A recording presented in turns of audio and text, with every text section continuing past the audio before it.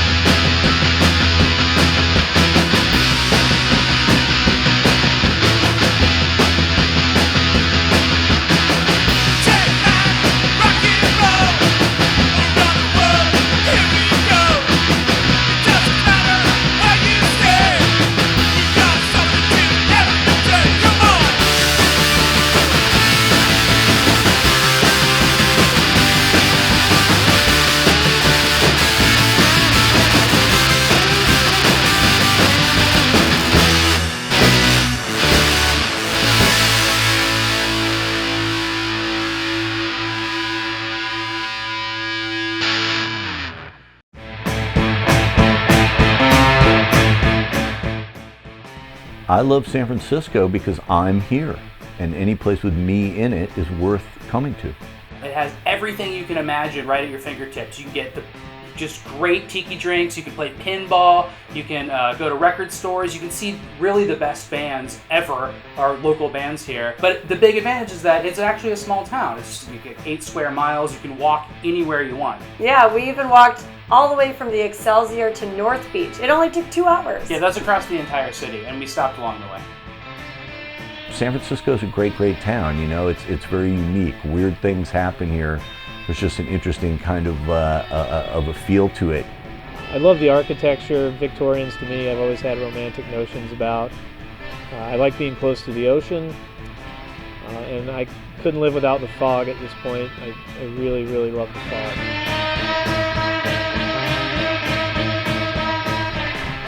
Musée Mécanique in the touristy Fisherman's Wharf is worth braving the typical tourist attractions and things like that because it's truly unique to the city. It's right on the water, so if you want to visit the sea lions or see a submarine or warship, you get to do all that on your way there. And when you get inside, there's a lot of dioramas and old sculptures made by prisoners from Alcatraz, which you can see from the Musée Mécanique. Toothpick dioramas and sculptures that look like they took a lot of time to make, but you know, if you're in prison, it's got a lot of time. It also has a bunch of arcade games and older style arcade games that you won't see anywhere else in the country unless you really know where to look.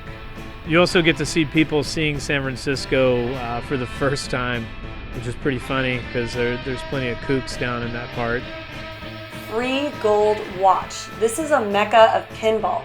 So fill your pockets up with quarters, head to the Haight-Ashbury area, and play old machines, new machines, and all in the comfortable, relaxing environment of a silk screening shop.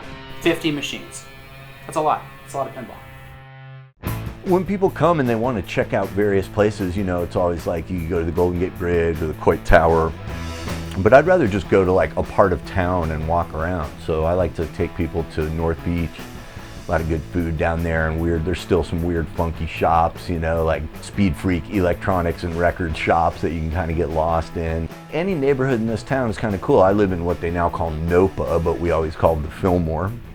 It's great to just walk up to Viz. The good sight around here that people younger than me like is the park right up here, Alamo Square. You get that view that they had at the beginning of Full House, where you can look at the 7 kind of San Francisco houses and then the Transamerica Pyramid in the background. You know, but I just like to walk around the Mission, walk around an area, just pick an area, take somebody there, get some food. Another great one is Golden Gate Park, which is, you know, as long as you don't mind hippies, which we'll scratch that. Fuck Golden Gate Park. It's full of hippies. San Francisco is a really dense, small city. A lot of people don't realize that, but it's really easy to miss things. Definitely make sure you make it outside of the downtown area and outside of the Mission and get to the beach, the Sutro Baths. It's a crumbling ruin of an old bathhouse. The bathhouse is from the 19th century. There's nothing left of it, but there is a lot of ruins you can clamber around. There's a spooky cave which has waves crashing inside. It's very Goonies. There's a bunch of staircases to nowhere. It's great to go to even on a foggy day because it's gloomy and creepy. And the Cliff House is right there, so you can get cocktails to warm yourself up because it'll be cold.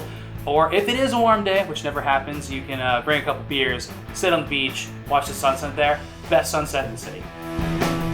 Definitely make time to get out to the Richmond and the sunset when you're here. A lot of people don't go out there because it doesn't appear as though there's a lot going on, but there's a ton of little neighborhoods out there that are super charming. You get to see a part of the city that hasn't really changed since the middle part of the century. The Russian neighborhood's really great. A lot of good food that's easy to miss if you don't look closely. I like to just get out of town and go to Muir Woods. I mean, I know there's lots of funkier, weirder little trail sites and places, obscure places people go, but I like Muir Woods. I'm not a great outdoorsman, so I just go there and walk around, and it's just amazing. I mean, the trees are 80 feet tall, and the air is really fresh and beautiful, and you just walk around, and it's just great to get out of the city. Nothing too drastic is going to happen to you out there. I'm not going to wind up having to like eat my leg for survival, you know, because you can just walk out.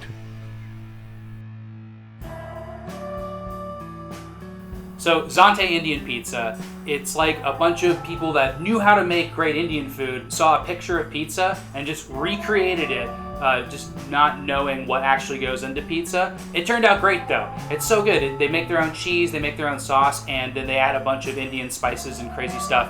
You can go there, it's kind of dumpy, but it's, you know, what the best places are dumpy, let's be honest here. But you can sit at a little bar or sit at a table and get a big Taj Mahal beer and just a couple slices of Indian pizza. It's my favorite place to eat in town, and we exclusively take people there first when they first get to town. Schmitz is in the Mission. It's a great German restaurant. That's not something you see a lot of in San Francisco. And it's without a doubt the best sausage you're going to find. And being somebody that enjoys Rust Belt food, I like good sausage. So great beer selection. And I've never had anything there that disappointed me. Here in my neighborhood, right out Divisadero Street here in the Fillmore, a place I love is Nopa, which is, you know, trendy and everybody loves it, but it's open until 1 a.m. and does a full meal till 1 a.m. And so, you know, it's like my Denny's. You know, I'll come back from on the road and it'll be like Monday night or Sunday night and it's late and there's nowhere to go and there's no food anywhere, but as long as I get there before 1, I'm eating palatial San Francisco food, and there's, you know, good looking people around and everybody's nice to me there, and they kind of feel sorry for me because I eat by myself a lot, you know. And I'd be remiss if I didn't mention my other favorite place to eat in the neighborhood, which is Tsunami. Amazing sushi at Tsunami. It's made by Shin, who's a sushi chef from Osaka. But what I love about it is, like, I don't have to ask for anything. I never know what anything is in sushi, so I just walk in, I say hey to Shin, and then he throws a bunch of food in front of me. And it's always brilliant, you know, and he's a punk rock fan, and, you know, a real like minimalistic kind of looking guy, but he's such an artist with the way he makes food. So if you ever get a chance and you're hungry for sushi, you're in the neighborhood, you got to go to Tsunami. So that's what I'd say, Tsunami and Nopa. Those are your spots for blaggishness.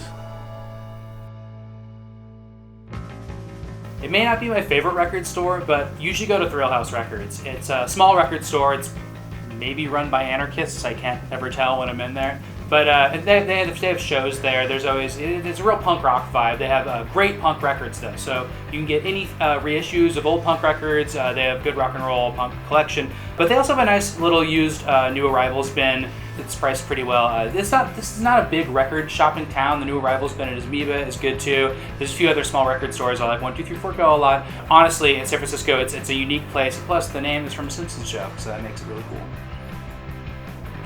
My favorite record store in San Francisco is Rookie Ricardo's.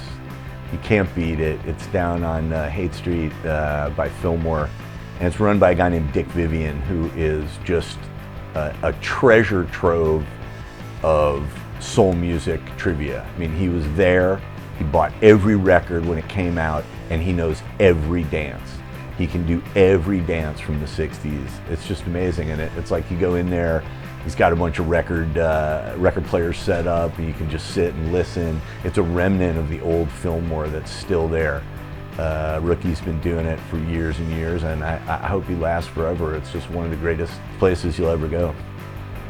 Grooves on Market Street is my favorite record store in San Francisco.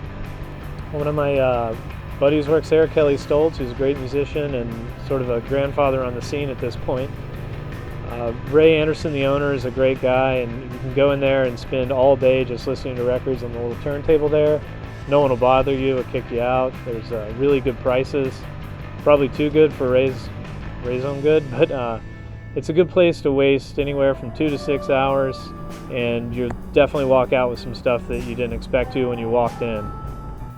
This is pretty obvious, but anytime any of my girlfriends are in San Francisco, I take them to Valencia Street.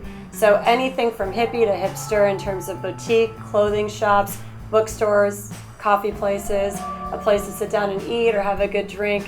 Valencia Street has it all. It's a nice casual up and down the street walk. But that's just my personal preference. Yeah, if that sounds awful to you, go to Chinatown. They have live turtles, fart bombs. You get a Chinese Mai Tai. At the Lipo Lounge. Yes, it's kind of a cave too. Mm-hmm. Keep mentioning caves. I would go to Chinatown and just buy a bunch of cheap, funny stuff. Chinatown is a great place to shop if you're looking for communist-era footwear, purple chickens, smoke bombs, fireworks. I mean, there's everything there. It's also a good place to combine first-class sightseeing with your shopping, picking up very affordable gifts for your friends back home. The people, it's super crowded and congested, but that's what makes it really charming, and it's easily the best Chinatown in America, in my opinion. I've been to all of them. I hate shopping. I hate buying gifts and I hate receiving gifts. Everything about it just sucks.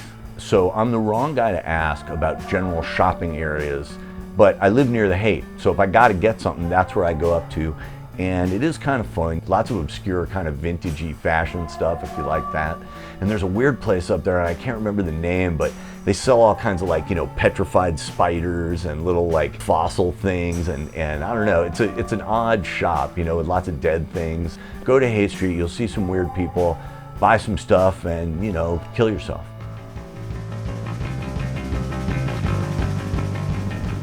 Hemlock Tavern on Polk Street is my favorite venue to play and to go see shows, honestly, because it's a small venue, so you get really good intimate shows out of it, and then there's a massive bar attached to it. So if your friends come to your show and they don't like your band, they don't have to pay to go in, they can just sit at the bar and drink. There's also a smoking area for people that like to smoke. It's really good boy and girl watching, I've heard. Somehow for a venue that small, the sound is always perfect. Tony that books there is easily my favorite booker in the city. My favorite venue, hands down, to play and to go to is the Knockout. It's in the Outer Mission, just awesome small place, really low stage, which I like. I hate it when bands are up high. Always great DJ nights. They have a Simpsons pinball machine from 1991, which is really fun. Don't forget about the ham job. Yes, you can get a ham job, which is a giant can of hams beer. And a shot of whiskey. $7. Good deal. I love the Parkside. It's booked by my good friend Audra. She's got great taste in music. She knows the garage bands, the punk bands, the underground bands. She's on it. It's just a great kind of dive place. If you're sick of the band, you can just go outside, have a smoke. If you're into it, you're inside, it's sweaty, it's nasty. The bartenders there are really cool. It's just a great environment. And right down the street from Bottom of the Hill, which is the same kind of thing. Brilliant booking agent, Ramona, and just great, nice people working there. And tons of cool bands. So it's all about the Parkside and the Bottom of the Hill for me. Smuggler's Cove. This is a bar in the Hayes Valley area, and if you go on a Friday or Saturday night, you might see a line around the corner. Look for the red light and the green light, the port side and the starboard side of the ship. But if you manage to wade through that line, you're going to get one of the best tiki drinks you've ever had. They have classic cocktails from Trader Vic, down the Beachcomber, and they have a wonderful Goonies-style waterfall in there. Very nice bartenders. Highly recommended all the tiki cocktails at Smuggler's Cove. You go there 5 o'clock on a Sunday, and you can dismiss that line entirely. Get right in there. Yeah. The Gold Cane on Haight Street in the Upper Haight is my favorite bar in San Francisco. It's a great place to start drinking at noon if you have to. I've had a lot of good times there, and it's a great bar to go if you want something really strange to happen. I had some Australians give me a car there one time. I've gotten down in the bathroom. I've done all those things at that place, and no one ever batted an eye at me. The bartenders are all really fantastic. Jason's one of my favorite bartenders in the city, Jason Morris. also a great writer, so you get really good stories out of him when you're there. Good jukebox, a lot of punk rock, which makes me happy when I'm in a bar. And Gold Cane seems unchanged by time and by population in San Francisco. It's still, if you want to go see older San Franciscans and old guys that have been around forever doing what they do best, you can do it at the Gold Cane for sure. So I hate bars, and I work in bars. I play in a band, so I find myself in bars all the time. Mostly it's about nostalgia for me, so I'm again gonna have to go lower hate. There was a place down there called the Midtown that me and all my friends hung out at 20 years ago when I would hang out at bars sometimes. Now it's called Molotov's, and its big claim to fame is that I guess somebody went in there with those Google glasses and tried to wear them and take everybody's picture, and they kind of beat her up and threw her out and got aggravated her, and so she started reporting. I don't know if they beat her up, but they just sort of threw her out, took her glasses, whatever. And so she started reporting it like a hate crime against techies, you know. So I think Molotov's has still kind of got that working class San Francisco, you know, hangout, druggy kind of vibe, which I always like. I don't know, there's somebody better than me to tell you what bar to go to, but if you're in the hate, go to Molotov's and you know, try and pick up someone who's drunk.